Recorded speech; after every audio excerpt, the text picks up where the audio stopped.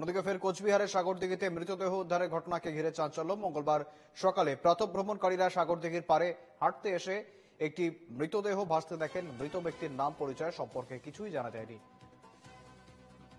গত এক মাসের মধ্যে পরপর দুটি দেহ সাগরদিঘিতে উদ্ধার হওয়ার ঘটনায় স্বাভাবিকভাবেই নিরাপত্তা নিয়ে উঠছে প্রশ্ন।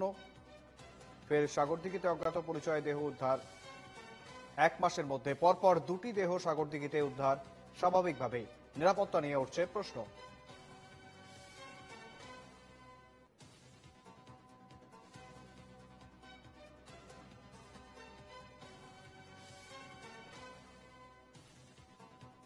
যেমনটা জানাচ্ছিলাম, সাগরদিঘিতে আবারও দেহ উদ্ধার, অজ্ঞাত পরিচয় ব্যক্তির দেহ উদ্ধার, আতঙ্কিত সাধারণ বাসিন্দারা।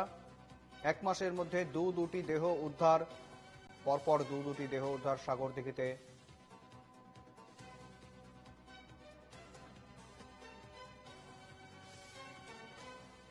সকালে প্রাতঃভ্রমণ করতে গিয়ে রীতিমতো এই মৃতদেহটি দেখতে পান এলাকার বাসিন্দারা। এবং ফের কোচবিহারে, যেমনটা জানাচ্ছিলাম, ফের কোচবিহারের সাগরদিঘিতে মৃতদেহ উদ্ধারের ঘটনাকে ঘিরে চাঞ্চল্য। মঙ্গলবার সকালে প্রাতঃভ্রমণকারীরা সাগরদিঘির পাড়ে হাঁটতে এসে একটি মৃতদেহ ভাসতে দেখেন। মৃত ব্যক্তির নাম পরিচয় সম্পর্কে কিছুই জানা যায়নি। গত এক মাসের মধ্যে পরপর দুখানা দেহ উদ্ধার সাগরদিঘিতে।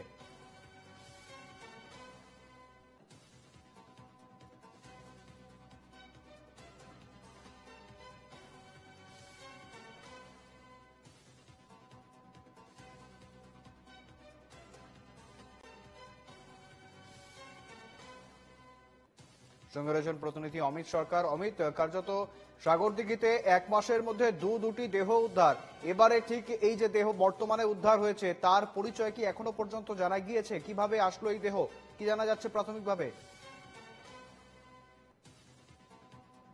কিন্তু কোচবিহারের যে সাগরদিঘি আছে, সেই সাগরদিঘি কিন্তু অজ্ঞাত পরিচয় মৃতদেহ উদ্ধার, এবং সেই মৃতদেহ উদ্ধার দিয়ে কিন্তু একটা চাঞ্চল্যকর পরিস্থিতি সৃষ্টি হয়। মূলত তোমাকে জানিয়ে রাখি যে প্রায় এক মাসের মধ্যে দুটি কিন্তু মৃতদেহ উদ্ধার হয়েছে, এবং এর আগে কিন্তু এক মহিলার কিন্তু মৃতদেহ উদ্ধার হয়েছিল। তার বাড়ি কিন্তু সাগরদিঘি পার্শ্ববর্তী এলাকায় ছিল। মূলত আজকের যে মৃতদেহ উদ্ধার হয়েছে তার কিন্তু নাম পরিচয় এখনো কিন্তু সেভাবে পাওয়া যায়নি। আর যেটা জানতে পাওয়া যাচ্ছে যে আজ সকালবেলা কিন্তু প্রাতঃভ্রমণে যারা বেরিয়েছিলেন তারা কিন্তু দেখতে পারেন যে সাগরদিঘিতে একটি মৃতদেহ আসছে, এবং সেই সময় কিন্তু পরে পুলিশকে খবর দেওয়া হয়, এবং কোচবিহার কোতোয়ালি থানার পুলিশ কিন্তু ঘটনাস্থলে পৌঁছায়, এবং পরবর্তীতে সিভিল ডিফেন্সের খবর দেওয়া হয়, এবং তারা এসে কিন্তু স্পিড বোট নামিয়ে সেই মৃতদেহটি একটি পাড়ে নিয়ে আসে, এবং সেখানটায় কিন্তু মৃতদেহ দেখতে পায়, এবং পরবর্তীতে সেটাকে উদ্ধার করে নিয়ে যায় পুলিশ। মূলত যেটা জানতে পারছি যে বারবার কেন সাগরদিঘিতে এইভাবে করে মৃতদেহ উদ্ধার হচ্ছে, পুলিশ প্রশাসন যেন কড়া পদক্ষেপ গ্রহণ করে, এবং তার পাশাপাশি সাগরদিঘির চত্বরে কিন্তু সিসিটিভি ক্যামেরা লাগানো রয়েছে। আদৌ কি কেউ মেরে ফেলে দিয়ে গেছে নাকি নিজেরাই সুইসাইড করেছে, সবটাই কিন্তু একটু ধোঁয়াশা রয়েছে, এবং পুলিশ প্রশাসন যেন কড়া নিরাপত্তা যেন আরো বাড়িয়ে দেয়।